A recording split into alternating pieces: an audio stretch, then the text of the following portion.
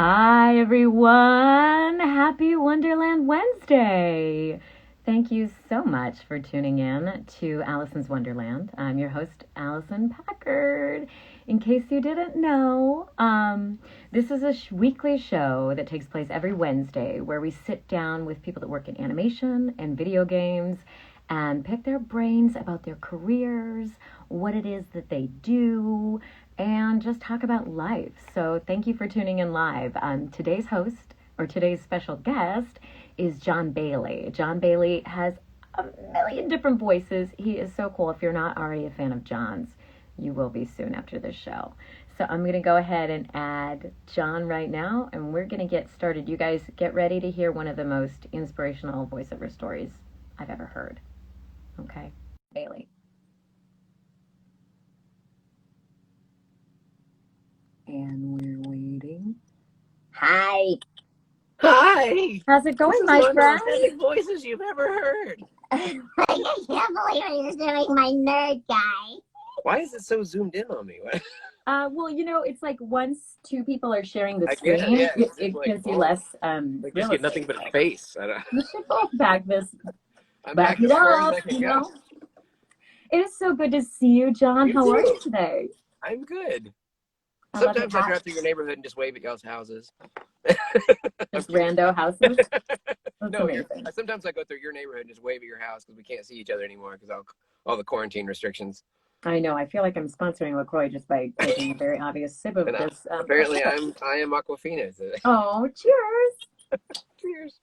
I had Melissa Hutchinson on last week, and we actually had a cocktail. I think maybe we need to do a new series called like Wonderland After Dark, where it's just. Well, I do have many bottles of aviation gin. Why? Because Ryan Reynolds really likes me for some reason. I don't know. Oh, so he sends you gin? Yeah. Really? Oh, wait, Yeah. so what's that story? I know you do a lot of voice matching for Ryan Reynolds. You do a lot of everything, actually. That's one of the things I'm sort of most impressed by you is just sort of the breadth of your work. You work in promos, you work in trailers, animation, VO, commercials, a lot of voice matching, impression type stuff.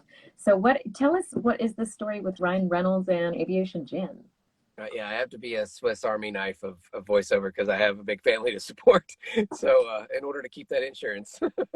Yeah. There at some point, I think I started tweeting Aviation Jan and Ryan Reynolds, and he was already familiar with my work because of a collaboration on the Deadpool on his trailer. And so they were doing he was trying to come up with slogans for the Aviation Gin. And it was like him doing a whole bunch of terrible slogans in a row, which is kind of the style that I do my content in too. It's just like improv through a bunch of stuff, you know, like terrible. Like every Will Ferrell movie, you know, that kind of thing. So I think I tweeted something to them, and Aviation Jid said something about, we would love to hear you say this. And I was like, well, instead of just saying it, like I should really like do it, you know, just go. So I actually filmed it in the booth. I got one of my wife's like scars and try to make it look like an ascot, you know, like super with the pinky and everything. And wow. So I put a suit on, the whole deal. And then I said it in a really good, movie trailer voice, and then posted it back. And then Ryan Reynolds tweeted back after that. They were like, "This is amazing. We're going to make this the ringtone for all the Aviation Gin employees." And Ryan tweets something to the effect of, ringtones. I'm making this the ringtone for my funeral. I don't know what that means, but this is awesome. And the next thing I know, they are messaging me about, it's like, hey, the boss wants to send you something. Can you give us your address? And I'm like, cool. Someone's saying they can't hear a thing. Uh-oh. I hear you. I hear you. Anyone else having issues with sound? Maybe Vale's just got his Kind of stuff now down below. We're just going to proceed as if.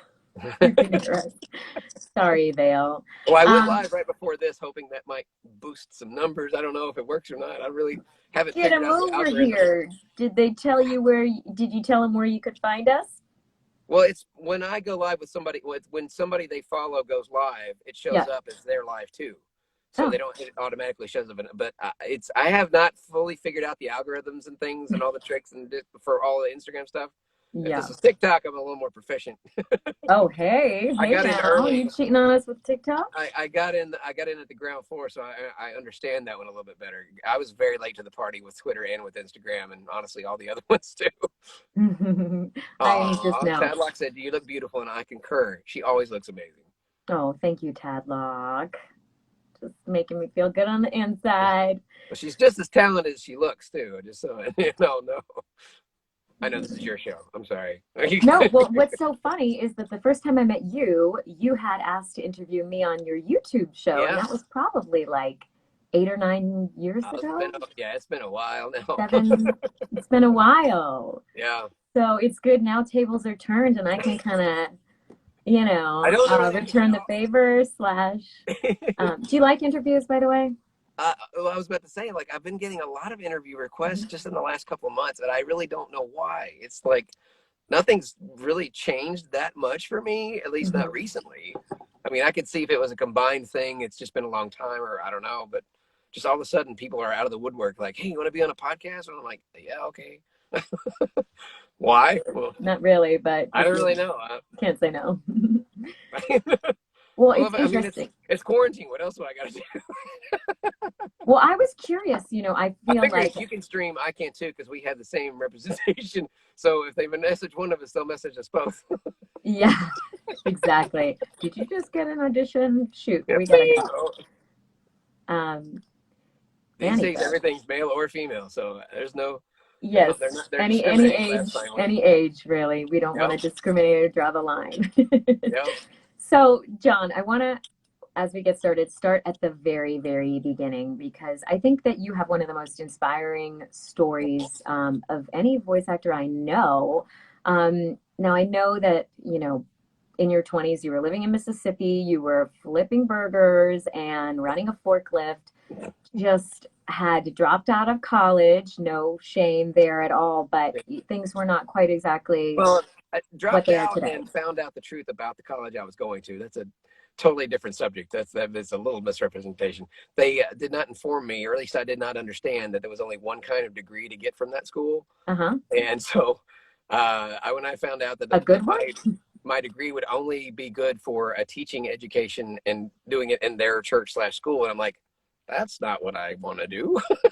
So, and I was 3 years in, I'm like, well, poop, this is not, and it's not accredited. So what good was it going to do me? So I picked up online and finished it. I did finish in community college, and I got my degree. So stay in school, kids.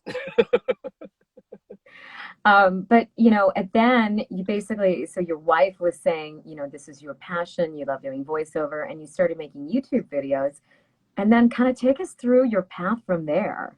Well, she's a lot more responsible than that. What initially happened was she's the one that kind of encouraged me to do more YouTube stuff when it first came out. She'd seen something on Oprah, and she's like, well, if it's on Oprah, then John's got to do it.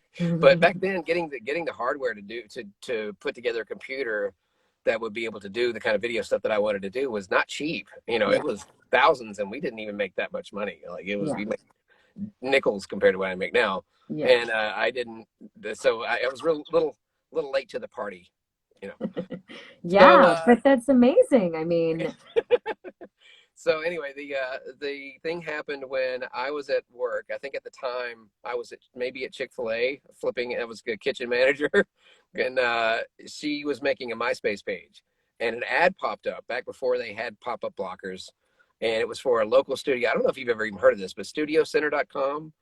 Yes, but so I guess I didn't know it was in near Memphis. Yeah, they had like 5 locations across the country. Okay, there's one in Texas, I think. Yeah, and they had one in Memphis at the time. They don't anymore. It's been a long time since. It's a Braille Institute now. But when my wife saw that they had a Memphis location, she's like, John can do it, because that's in our own backyard, and we really didn't know about online stuff. There wasn't a lot of information about voiceover back then. Memphis is not really known for anything other than blues and barbecue and bullets. So the 3 Bs. Exactly. So I went down there and tried them out, and they were just kind of like, whoa. So they gave me a shot, and I think by the end of the year, or at the beginning of the next year, they gave me a contract to sign, and then they started sending me auditions the February 1st, the following month, and by February 11th, I booked my first gig.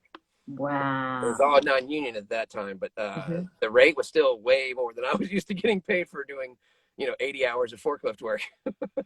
Yeah. Yeah. That's amazing. And Yeah. so, She was the one that said, she was like, the worst they can do is say no. What do you got to lose? Because at first I was just like, eh. that is So a pretty yeah. epic story. And Yep. so then tell us about your transition to Los Angeles. That took a little time. It was really rough at first. I mean, you don't just, I didn't know how things worked. So I found everything the hard way. Like it was all trial and error from the very beginning. I did not know you could just jump into it full time, so it took me a while before I really found my footing. But Mhm. once my first manager found our manager, Yeah. We that have the kind of same manager. transitioned me to a different tier, Hmm. and then they helped put me with my current agency, which again, I kind of just slowly climbing that ladder. And when my agency kept telling me that you would do better in LA. And at the time, I just thought it was something that agents tell somebody who's not booking a lot, or why they're giving them an excuse not to submit them. Maybe I was still too new, whatever. I just assumed. And our manager just kept telling us, no, you don't need to come here. You can do everything that we do from there. So all the ADR, the trailer, the promo stuff, I could do everything remotely. Didn't really need to be in LA. Hmm. But honestly, coming out here really did, it kind of boosted everything overall. I mean, it also increased the ADR stuff that I do. I started doing loop group stuff, background voices for film, Hmm. TV show, dubbing series on Netflix and things. So, but Yeah. it took a few years. There was a situation with our autistic kid, and we realized that if we didn't get some help, that there may be no coming back from it, because they're just not the resources and services in Mississippi that there are here. Yeah. So we realized that my job and his situation both would work best in this town. And yeah, within the first couple of years, things just, I was told it takes about 3 years, that I was lucky to survive the first one. And within 2 years, I was like, jobs were just coming at me. Well, you came here and you already had representation. Yeah. And so that's a huge obstacle. And It took a you've few been months to working. really like, oh, he's here and he's in person. And Yeah. I think the more that the social media, the more the online things that I work on, which they're still voiceover jobs, but they're not. It's considered new media, and a lot of people don't understand that just because you hear a voice in a YouTube video, that doesn't mean that this was one guy who made this whole thing and posted it himself. It's not my channel. It's not my video. I'm just the voice, and there's a whole team of people that put this together. That's why it's so well done. So there's a little bit of a disconnect between people who understand that and the other side of the voiceover business. So I've always tried to keep them separate, but as that kind of grew in popularity and became more mainstream, that Hmm. combined with my own social media content, people in the industry that are looking to hire voice actors were wanting to hire epic voice guy. But then they realized that there's John Bailey, the voice actor, and holy crap, he can do all this other stuff. And all of a Yeah. sudden, more doors started opening. I was able to do more coaching, because a lot of the coaches you can do here, you cannot do. Of course, now in quarantine, everybody's doing it online, but Sure. at the time, you couldn't Yeah. do it without being here in person. Yeah. Yeah. My wife's That's my wife's answering all the personal questions, folks. Yes, so my favorite color Mandy is purple. Land Thank one. you, Amanda. Okay. Yeah. So how many kids do you have? Four. Three, four. Four kids? Four. Well, they're not Um, kids anymore. The youngest one turns 13 in a week and a half. Geez. Wow. I haven't seen them since Comic-Con, I think. Yep, this is The what last happens. This is time. what you're going to look like. And When I have three more. after they turn into a teenager, this is where you're going to be. Yeah. I But know. It must be I used to really be, challenging. Are they I used to be homeschooling right cute now? when they were babies. I was cute too. I had hair. Now you got I a was hat. skinnier. I had more muscles. So, so are they homeschooling right now with Yeah, they've quarantine been and stuff? doing homeschool, digital, And digital school, which is been even a bit of a learning curve, to be sure. yeah, I mean that must be so much on you and your wife. Yeah, Are you going crazy? it would be a lot for one or two, but for four, and one of them special needs, Yeah, and they're two in each school, but they're all in different grades. So yeah, it's a lot. that's a lot. I still have to manage. My wife's now working from home, and Mhm. it's like I'm trying to manage basically two careers, and she's trying to do her business, and we're trying to help them with school. And like it's very hard to be that on deck all the time, 24/7. Every kid kind of seems to need, and my wife included, like everybody needs to have me help them at some point or work with them in some capacity. And it's hard to do because I'm the guy at the circus spinning all the plates, and I got a lot of plates going.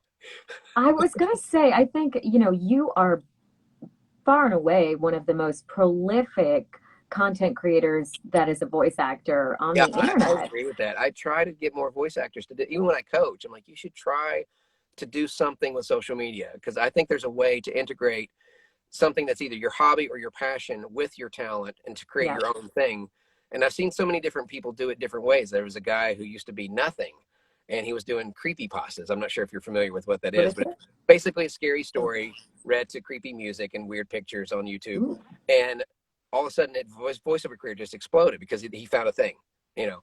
And so I've always been the kind of person who thought where you should take something that, you know, everybody's familiar with something that you're really good at, and just push those two things together. And when I found a way to just combine different things that other people already did and staying in my house, staying in my lane, and there's an audience out there. If you join TikTok today, there's enough people out there that are already fans of you that you would have thousands of people following you in no time as well. And I keep telling a lot of voice actors this that aren't doing social media, it's like, even if you don't understand it, at least try it a little bit, even if you do the very basics. Yeah. Rob Paulson's first TikTok video had 5 million views before he even changed which I helped him change his username from user 9476732. Everybody thought it was a fake account. I actually checked. They're like, this guy's amazing. Get like a verified check mark and user trending on Twitter. User 36759. I know. It looks like such a fake account too. They're like, this guy's ripping off Rob Paulson. He sounds. Well, a lot of people do that too. It's scary how easy it is for some celebrities to get check marks, and then you find out that wasn't even a real celebrity. That was just somebody posting all of their stuff. They just did a really good job of making it look like it was, you know, a real account. Yeah. There's enough people on there now where people are starting to kind of police the fake accounts. I'm always looking for people that are like poaching videos of friends of mine and stuff. And like, I see a lot of Howie Mandel's and my buddy Alex, his son, like taking their videos and posting it as really him, just trying to get views and likes. And I don't really, what do you get out of that anyway? Like, you don't get to keep that. You're going to get busted at some point. It is a little bit twisted. I mean, if you think weird. That you get an ego blast off not your stuff. Yeah, it's so lazy. Sorry, just saying hi to my friend. You're saying. Yeah. Look at you. Look at that pretty little light in your eye.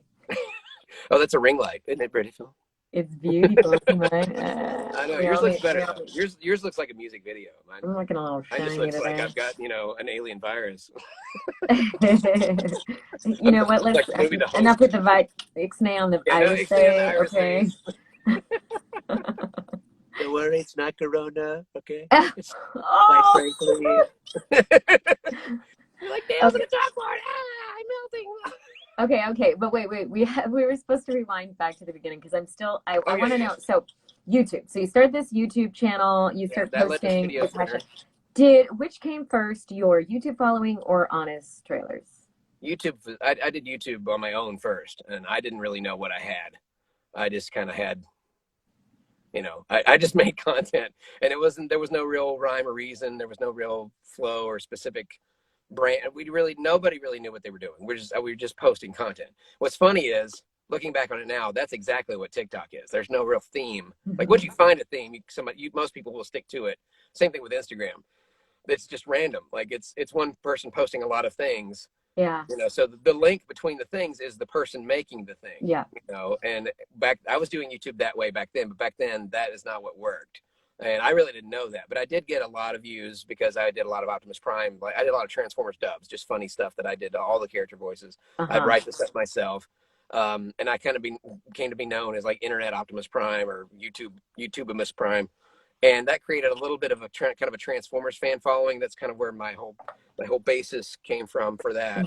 And then after I started getting interested in the trailer voice and branching out, doing other voices for stuff, I put together this video that my first manager had found online after Don had passed away, but I'd made it a few years before, of me doing, I wrote my own movie trailer with broken into five or six different genres and did a trailer for each one. So I did Hal Douglas for one and Ashton Smith for another one, and just kind of went down the road. And my first manager was kind of like, holy crap, not only does he sound like those guys, he actually knows who those guys are. And this was in 2008 or 9, or no, 2010, I'm sorry.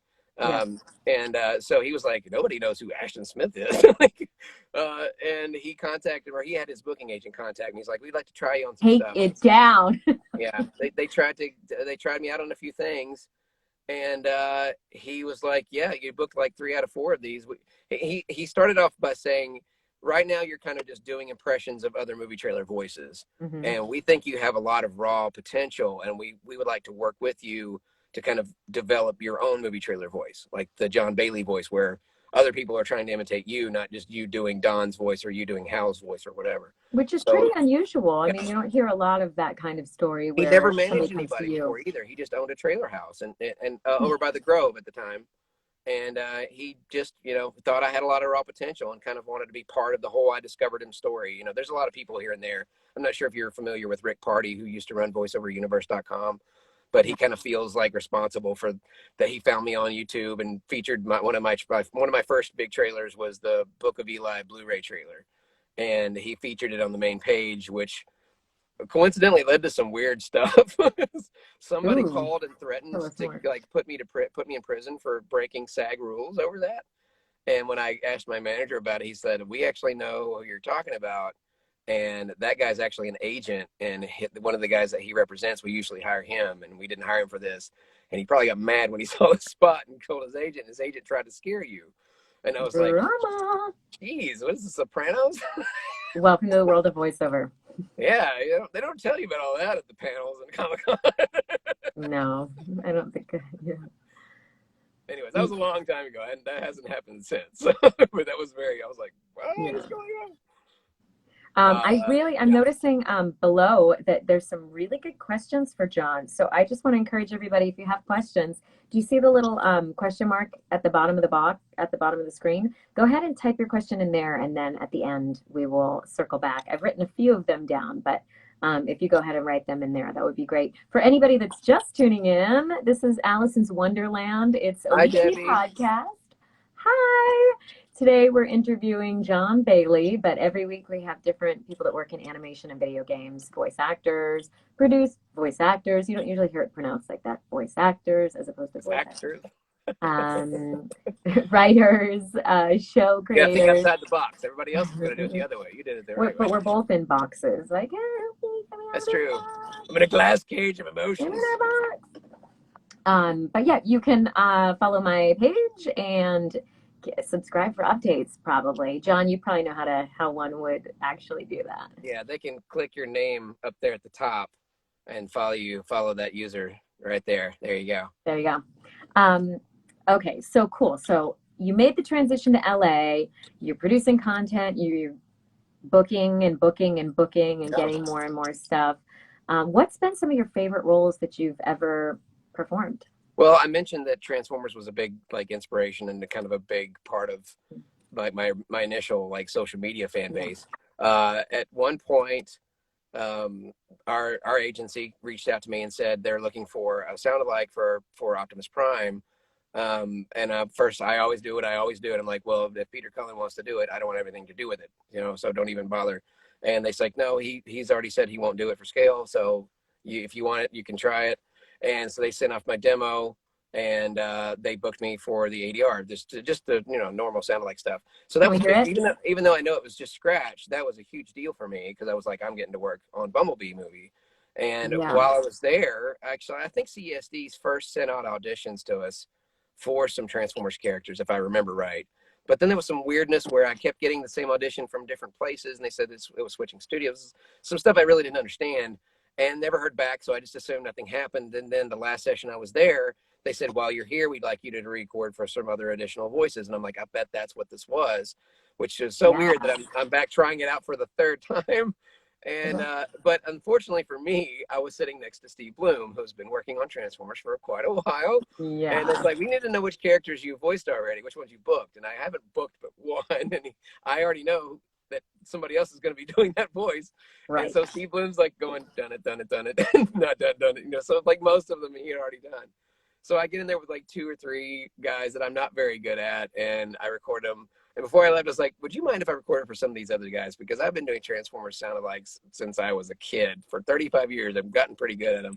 Good on you for asking for the opportunity. Yeah, and he was like, yeah, sure, go ahead. And after 2 or 3, he was like, John, you're blowing my mind. It's like having the cartoon right here live in front of you. You sound like your original thing. And in the original, we somehow managed to miraculously get the very first screening by accident. We didn't even know what we were seeing, but by accident, we got a screening for the very first screening in the U.S. of Bumblebee before it was finished, way What do before you it came mean you out. got a You screening? know, the premiere Oh, you screening got the thing. screener. Yeah. Yeah, the screener. And so we went to the theater, we not knowing what movie it was. It was just one of those bring kids of this age. So I had my youngest two, Tyler and Haley. Tyler's like, yeah, so Tyler's like the biggest Transformers fan of the group. And it said if you like movies like Avengers or Batman, that you know, this is the kind of movie that this was going to be, an action movie, whatever. And then the guy comes out and he looks like Tim Gunn. He's all in a white suit, you know, like from top to bottom. And he's like, congratulations, you're the very first audience in the U.S. to see the Bumblebee movie. And my kids are like, whoa. And I had no idea at the time what I was going to finish on. I had no clue of anything. This was just a screener. I got a paycheck out of it. Yay. And then they play it, and the opening scene wasn't quite finished, but a lot of the voices that were in the scratch were me, including Optimus Prime for this version. And my kid, that's something that my kid and I will never be able to do again, except for that one time. Oh, yeah. Well, and of course, he was like, what does this mean, Dad? It's like, it probably means nothing. This is just temporary stuff. But then when Kathy, our agent for animation, she let me know, I think it was right at Halloween or close to Halloween, that I was going to get not one, but two of the roles in the final version of the film. And then when I found out which ones they were, they're my actual two favorite characters out of all of the characters in Transformers, my two favorite ones. I've voiced my top three favorites already. And I did and I also crossed up a huge bucket list because as a kid, I'd always wanted to be a Transformer voice with Peter Cullen as Optimus Prime in an official real Transformers project of some kind. And this just checked off every list. My name's like sandwiched right between David Soboleff and Greg Griffin and Steve Bloom and Peter Cullen. I was like, yeah, I know those people. Hey guys, it's me. Aww. I tried not to be that kid, from The Simpsons, like, I like to touch my private area, like the creepy weirdo. But you couldn't help yourself. I should try. I should get an Oscar for how cool I actually played it. I was like, oh, hey, what's up? I was. So hopefully they're not listening to this podcast. I tried so hard not. I bet my face must have probably been redder than this because I was trying so hard not to geek out. At the same time, I was trying to act like I'm supposed to be there and just all nonchalantly, whatever, I think your skin looks pretty on fleek right now. Is that what it is? Very smooth, not very. I tried to pick all the fleeks off. If there's any left, maybe I can, No, still covered in flake. Covered. We should do what Taika Waititi and Mark Ruffalo did when they did a live stream. Like he did the bottom half of the mouth, and he did the top half of it. In a world where one. Oh my God, this is so hilarious. Great. My name is Alicyn Packard. Watch my live streams.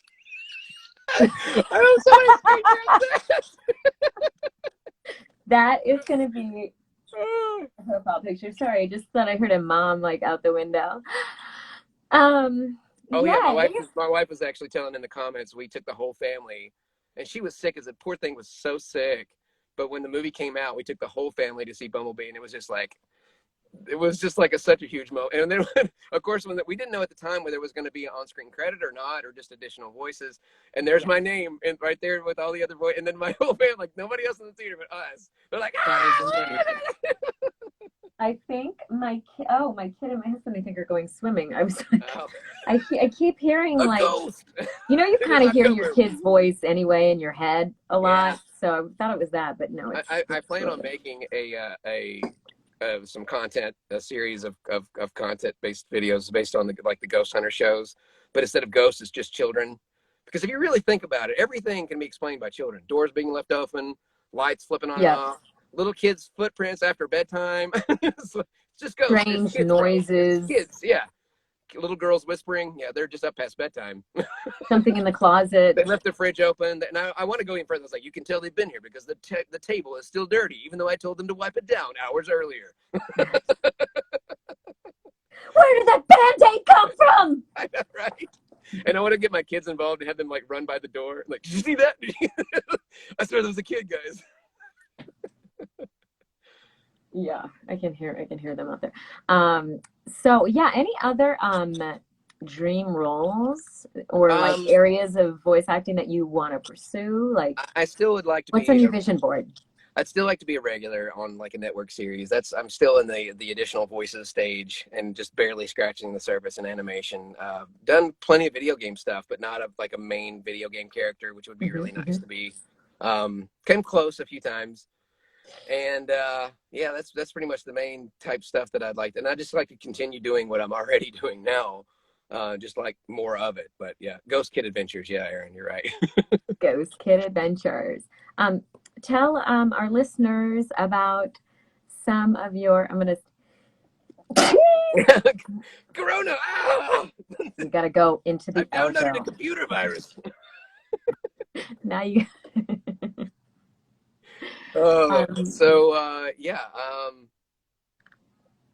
Wait, what was the question again? Was it about dream roles? Dream roles. Okay. For some reason, I thought we were on where they can find me stuff. What do you think we were on? Maybe I got. Well, I mean, I worked on some stuff. I can't go into any details, but I've worked on a really fingers crossed, good looking pilot that I would love to work on, and it would keep me really busy. I'd be working with one of my favorite people that I was already a fan of, making really, and I can't say who it is, but he's created a couple of my favorite shows and worked on some of my favorite movies.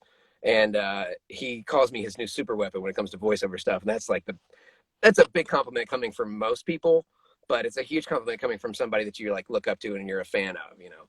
And I forgot to mention at the end of the Transformers session, I didn't realize until after that last session that the guy that was in the booth was actually Travis Knight, the director of the movie.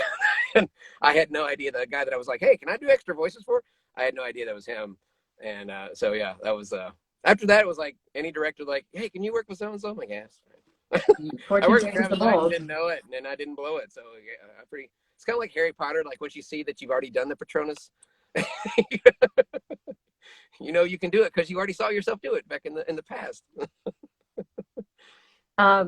Somebody was asking for a forklift impression. A forklift impression? There's not much to impress. It's a lot of like trying not to drop something from 2 or 3 stories up, because you know you have to pick up the mess if the pallet breaks or just what's your favorite color? I don't want to forget that. Purple. Purple is best color. They didn't have purple though. I'm so jealous of Debbie's booth because it's so purpley. I don't know if you've been in it since quarantine, but it's so beautiful in there. And yours is pretty purple. Hold on. Yeah, part of yours is purple, right? Yeah, well, those are more raspberry, but my couch is purple. The couch is gorgeous. And my Yuri and Tara book.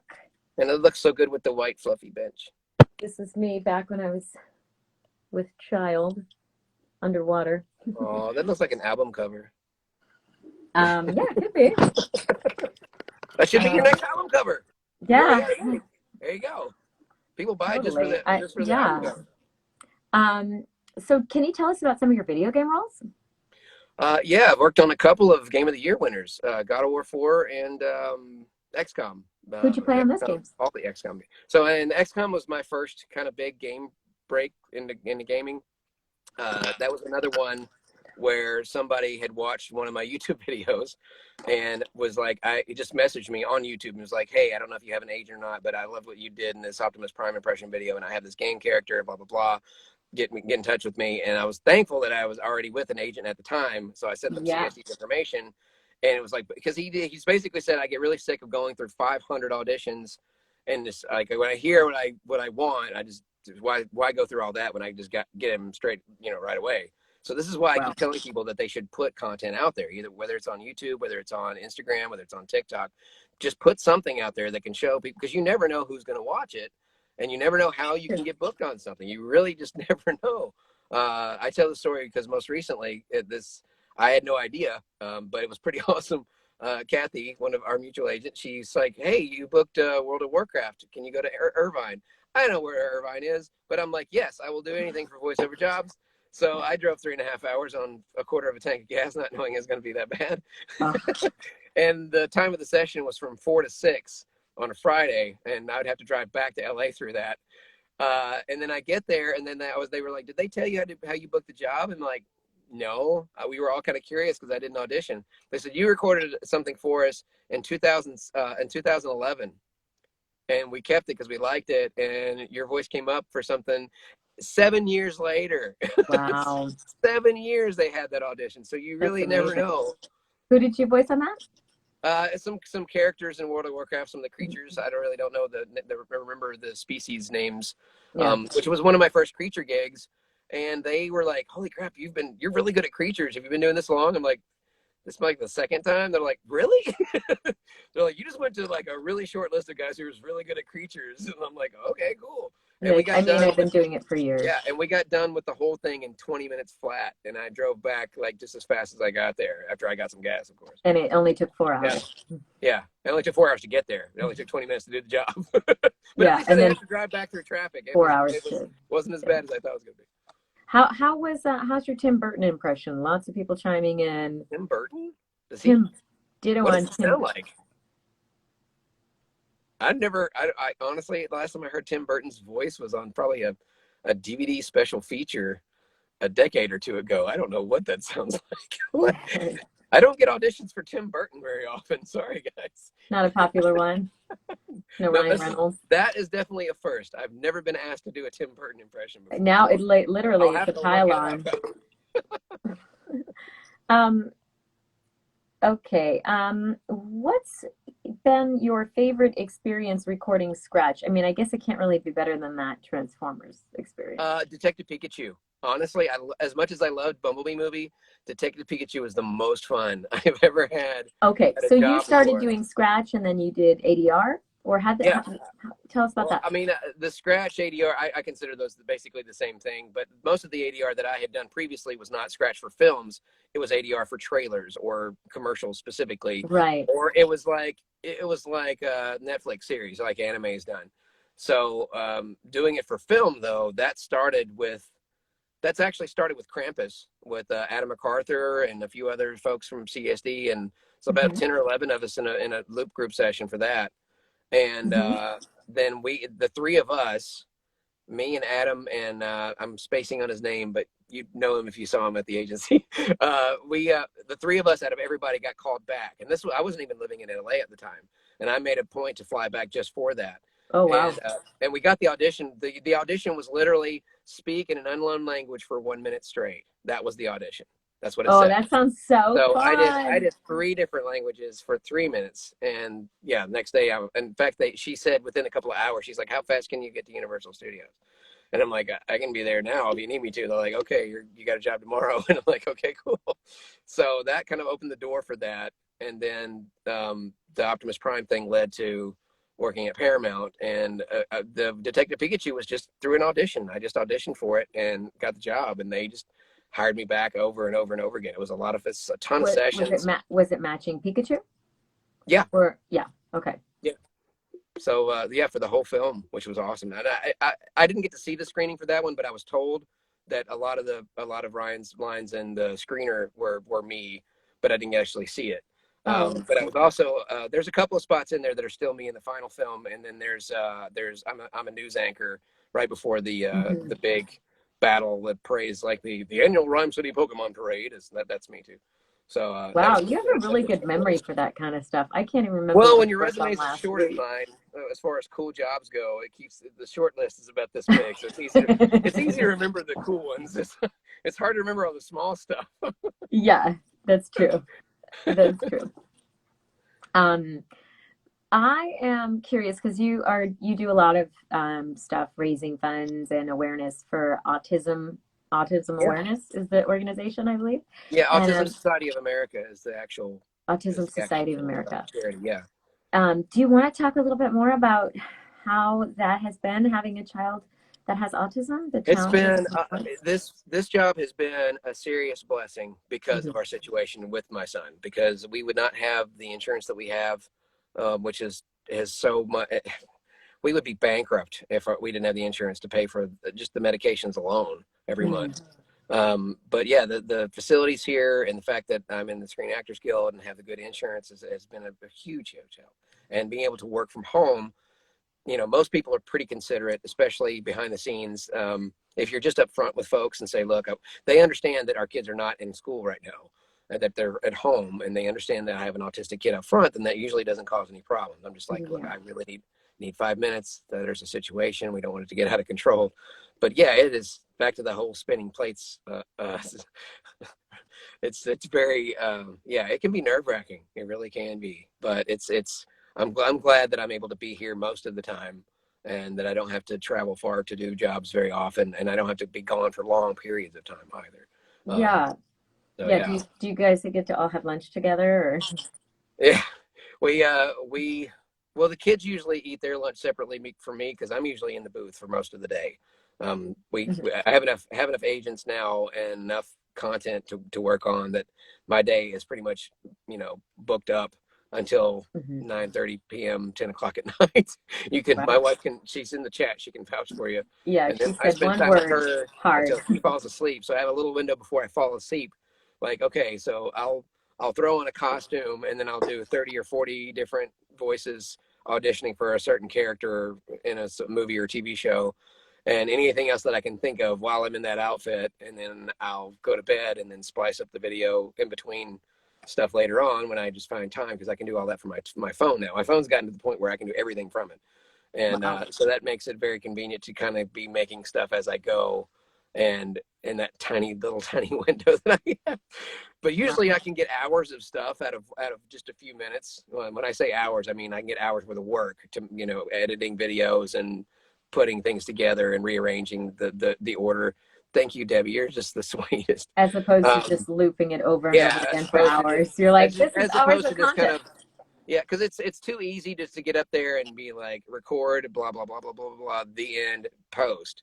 I put more effort into that. I try, because I've recently started working with a deep fake app. And I know the deep fakes can be used for evil, but I do not use them for evil. The reason why I like the app is because it actually has an unmovable watermark so that it's not real. Right. It's a new way to combine what the kids are calling cosplay. And I'm basically combining that with impressions with deepfake technology to create a different type of content.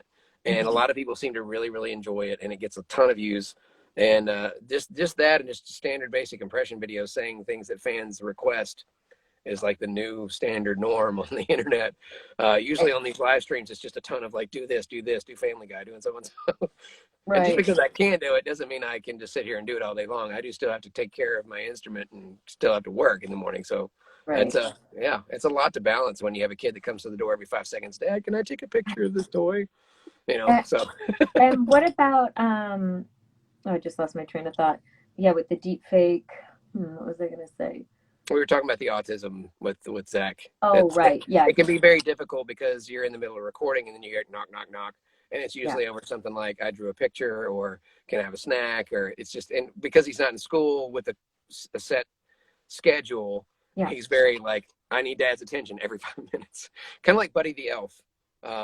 Like, okay, I'll call you back in 5 minutes. It's like that. And that's like, Buddy, it's not an emergency. Daddy has to do his job. And I understand from their point of view, especially from his, not understanding that this is actually great for my brand and getting all these tons of views and likes and being able to network as well as I have with some really well-connected people through TikTok and things is part of the job.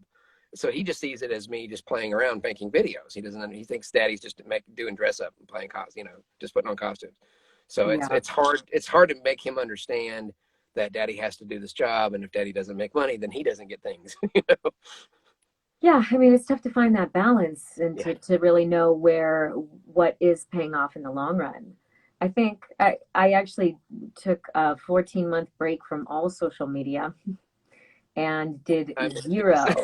And it was a dream, actually. It was like so nice to have. I imagine it's amazing. I've been dreaming of social media retirement for years, and I can't wait till we get to the point where I really am too old to do social media anymore. And then I'll be like, sorry, now I'm just a creepy old man. The end, You are not an old man. No, I'm saying hopefully I'm going to get to that point one day where I'm just like, I'm too old for this. Oh yeah. Give me a Riggs moment from Lethal Weapon and be like, or they'll be like people won't even use it anymore. There'll be like a new media. There'll always be something new coming. People will be like, what, YouTube? That's for Grandpa. I've told my Grandpa wife John. all along. Yeah, I told my wife all along. Like we always had said, like once Zachary gets all the benefits that he needs, there's no reason to kill myself for it anymore. and I can just focus on just doing voiceover. And I mean, I wouldn't be opposed to somebody running it for me, or, you know, like a friend of mine that I met on TikTok, who everybody here would know because he's a TV show, but I'm not sure if he wants me to disclose anything. He basically said that we're stuck doing this for life. And I'm like, why do you say that? He's like, dude, Chris Pratt has to do it. And I was like, well, yeah, but he's a movie star. He's like, no, but he doesn't have to do it. He's a freaking movie star. But he's actually said, my boss or whoever is making me do this. He's like, I believe him. He's making him do social media. And I'm like, I believe him. I believe that they're people who they get contractually obligated to, like, no, you have to do this. But like I said, most people have somebody running it for them. I just don't have that kind of money. But maybe one day somebody runs it for me, fine. But right, yeah. Yeah, and then you can just focus on the creating, you know, or even delegate. Yeah. Hey, edit this. I don't mind coming up with ideas. I love coming up with ideas. I love working on collaborating with people and making content, because I have that creative outlet, and it kind of keeps me at peace and gives me something to do, and it entertains people, puts a little bit of joy in their lives. But doing it all by myself forever is just no. I don't. Yeah, I don't know how you find the time. To be just putting out so much material. It's kind of like Costco. It's kind of like Costco. I make things in bulk and split them up a little bit at a time, you know. You're like changing your shirt to make it look like it's a different day. No shame. I'm just asking. Yeah. Well, I don't know if you've noticed on Instagram, like I said, I pay attention to patterns and things. But the best, you notice my this is a good example of the pattern. You know, you got your black, blue, black, blue. With Instagram, I try to either do all the same colors in a row or all the same actor face, something, you know, but something similar that ties those three, because your overall profile view is in threes, 3, 3, 3. So if you have those pictures side by side, looking at the profile overall, it's just like, it's already so aesthetically pleasing. People are like, oh, look at that, because it's got red and then purple and then green, and it's also creative, funny, whatever content that highlights, you know, in my case, voiceover skills. But in everybody's case, everybody's different. Some people do art. Some people, you know, they make stuff. Some people just do science. You know, my buddy Nick, he's got millions of followers because he does science experiments. So, but so cool. I try to pay attention to those little things that help things do better. And but I just can't devote a lot of time to it. I could probably be a social media star if I actually was doing this full time rather than trying to, but the voiceover career for me is more important because that's what takes care of the family. Well, I thought you were a social media star, so. Oh, you're cute, but not really. I'm on the level that's considered a social media influencer or a content creator. But I think there's another level when you get to that, you're a social media celebrity. It's when people recognize you everywhere you go. And you can just tweet, you know, the word fart and 50 million people like it. You know what I mean? I'm just never going to be to that point. I'm happy when Dwayne Johnson says happy birthday on Twitter. I'm just like, oh, cool. I will always like your farts. Oh, I appreciate it. They smell of rich mahogany. So I want to be conscientious of your time because I know you are a very busy guy. My wife's here and she's not yelling yet, so. Sedona B I haven't eaten yet, but I do know that there's a 1 hour limit. Sedona Deb says yours are too. That's Debbie. Oh. That's Debbie. Debbie Derryberry? That's our Debbie. Cope. Oh, Debbie Cope. Wow, Deb, you look different. Yeah, that's Sedona Deb. Isn't she beautiful in her picture? Yeah, you know what? I can hardly see right now, but that makes sense. You know, I thought that at first, and then I didn't recognize the picture at all, so I thought it was somebody else. She thought you looked too good, Debbie. No, I just can't see because it's so tiny. Yeah, I have that problem too, because people are like, "Don't you recognize me?" I'm like, "I'm sorry, but your picture's not this big anymore."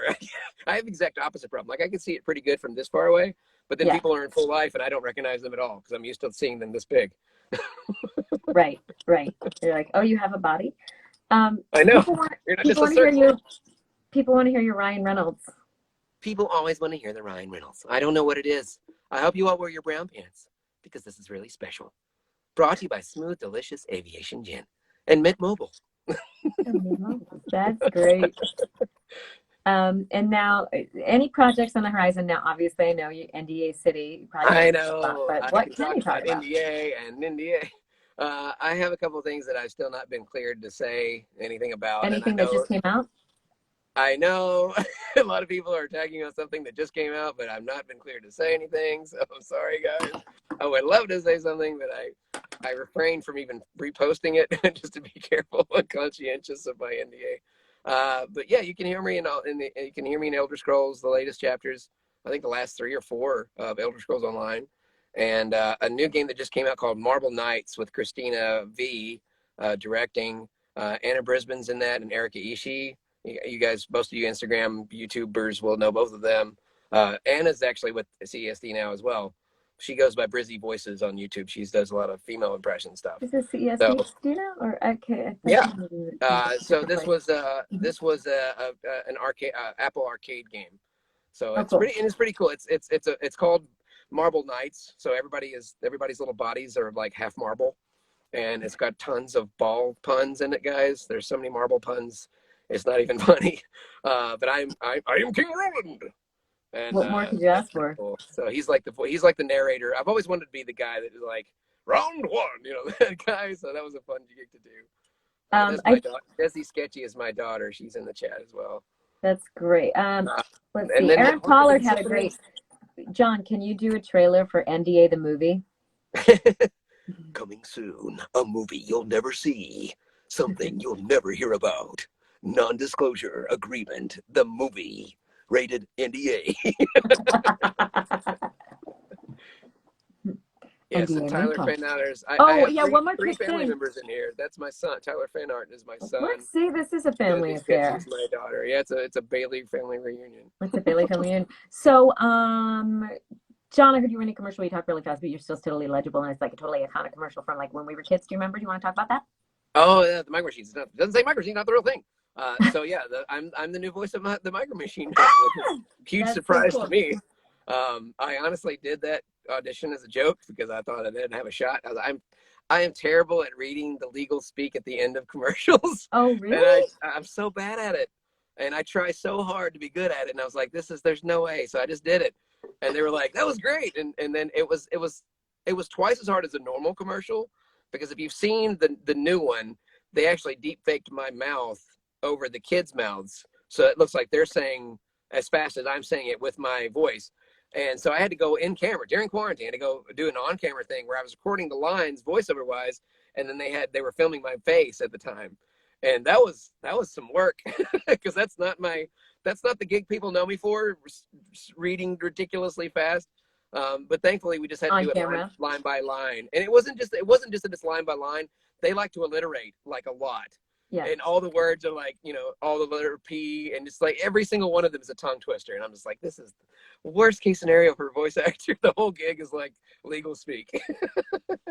But yeah, it's really cool. And you have to be on camera, so not only that, you have to like actually think about how your mouth is moving and and you have to stay really still because the camera's on your mouth. And can you show us? Can you like get in really close and maybe talk like this? Yeah, it was a lot of work. I'm not gonna lie. Yeah, it was the voice of John Machida Jr.'s voice originally. But yeah, yes, I did do a season of Graveyard Cars. Thank you, Destiny. I've been a reality TV series narrator at one point. But it was cool because I loved Micro Machines. I loved the Micro Machines commercials, and I had so many of them when I was a kid too. So I was just happy to see them back. But to actually be the voice of it was really kind of awesome. I'll have to get Bodhi some. That's so cool. So you were the voice of Graveyard Car. Isn't it funny? I was Women Who Kill. Well, Graveyard Cars is about where they take old crappy cars and completely restore the entire thing, which is not something I'd ever done before. That was funny because our mutual acquaintance, Mr. Vinny, was like, when I first auditioned for the agency, he's like, I think you have a good voice for like documentaries and like documentary reality TV narration. And I never ever booked it, to the point of them just not even fooling with sending me the scripts anymore. Even though I supposedly have that voice, that's average guy next door. That's the one I never ever booked. And this one worked out again. It was one of those things where again the guy was like, I'm a huge fan and we'd love to have you as the voice of our show. And I'm like, oh, okay, cool. I mean, I'll take what I can get, but I'd prefer to audition for it and get it, not just be like, I'm a fan, give me the job. See, John, I should have just kept my YouTube channel pouring out content like I watch your YouTube stuff. I was a subscriber. Jesus Christ. Yeah, my father-in-law was actually, my wife just mentioned my father-in-law was actually a big fan of that show. So he heard me on the show. He's like, what? That's what's Oh, he didn't know until He didn't know. He was like, nobody can bring cars back from the dead like John Bailey. Apparently so. Who knew? Well, guys, we're gonna wrap it up because I know John has a lot of things to do. He's got to kiss each of the kids goodnight tonight. Although I guess they're teenagers. I don't know if you kiss them. We're doing 6-foot social distancing kissing goodnight now. We just blow kisses and then disinfect the air. You guys, I tell you, voice actors we have to work twice as hard not to get sick, because we really need to be well, because we cannot afford to be. I mean, some of these people are out of work for months. So this is a worst case scenario for some of us, because we cannot afford to get ill on a normal day, let alone when there's a killer virus out there. Yeah, air kisses, but you can't blow them directly at somebody. You blow them away, and then that's circle it around. What's great about the internet and screens. I know. Can be contagious. I hang out more with friends now than I did before. We need to catch up and get coffee, and then we never do. Okay, so someone asked if you could do the Beetlejuice Juilliard speech. I don't remember that. No, right. I saw that comment. I mean, I can do Beetlejuice for you all day. Just say the words. Just say the word 3 times. Beetlejuice, Beetlejuice, Beetlejuice. But I don't know. Juilliard speech, I don't know what that's referring to. Some of these movies that they refer to, it's like, I haven't seen that yesterday. I'm not going to remember that. Right. Well, you do have quite the memory, though. You're recalling a lot of stuff. I surprise myself, because I do not have a very good memory. So when I recall things, I'm like, inside, I'm like, whew, at least I remember what that one was. Does anybody else have any more questions before we let John go? For any of John's fans that want to check out the show next week, let me check my schedule here. Oh, next week we have voice actress Kimberly Brooks is going to be our special guest. So that's going to be a really fun one. Kimberly has been in a million things. I first worked with her on Man with a Plan and DC Superhero Girls, and she's just in a bunch of stuff. So stay tuned for that, and you can I was there for her first Comic-Con panel. What was that? I was there for her first Comic-Con panel. I was so proud. Wow. What year was that? This past year, like last year. Really? That was her first? That's amazing. Yeah. She was like, yeah, I can imagine. That's pretty cool. Any more questions? Let's see. There's one more question. Let's see. Tim Burton characters. Okay. I think Sugar Mandy Cosplay has the question to wrap it up. Can you tell us the secret to being epic? The secret to being epic is confidence more than anything else. It's just believing that you can do it, or faking that you can do it, whether anybody else. Because if you can make other people believe it, then you got nothing to be afraid of. Well, and is it mostly fake it till you make it, or is it mostly? It's like I said. It came to that was such a great illustration of the Harry Potter thing, because it's kind of exactly what happened. Like I'd worked with one of the biggest directors, and like the one of the film. Same thing with Detective Pikachu, and then didn't know until after the fact that I'd been working with the main people who were making this movie, and then working with somebody like Michael Bay was not even a problem. Like as close as you and I are, but in real life, and everybody was like, Michael Bay, like he's really scary. I'm like, it went great. And after that point, it's just like, and the other thing I did not mention during this thing was that I started doing stand-up at Flappers when I first moved here. And honestly, it is like going from fastball to slow softballs. Like the hardest you can think of to the easiest thing you can think of. And at that point, nothing scared me anymore, when it came to like doing auditions for stuff, because like when you get up live in front of a bunch of people and you're able to entertain them and make them, you make somebody laugh with words out of your mouth. That's not easy to do. And being able to do that was like, what am I so worried about nobody's in the booth with me? Like, what am I going to be worried about? You can just be free. Yeah. Well, thanks guys so much. I'm actually, this is the first time this has ever happened, but apparently I have 1 minute and 2 seconds left until I guess they're going to shut it down. So thank you so much for tuning in, guys. And I hope that you'll stick around and catch some future episodes. Debbie Derryberry's coming in next month, and we're going to get Bill Farmer in here as well. So We hope you tune in. And JON, so good to see you. Thank you You so too. much for being my guest tonight. Bye. God And bless everybody. air hug. Oh, love, love. Yes. Okay, I'll talk to you soon. Thanks, everybody. See you next week. Bye.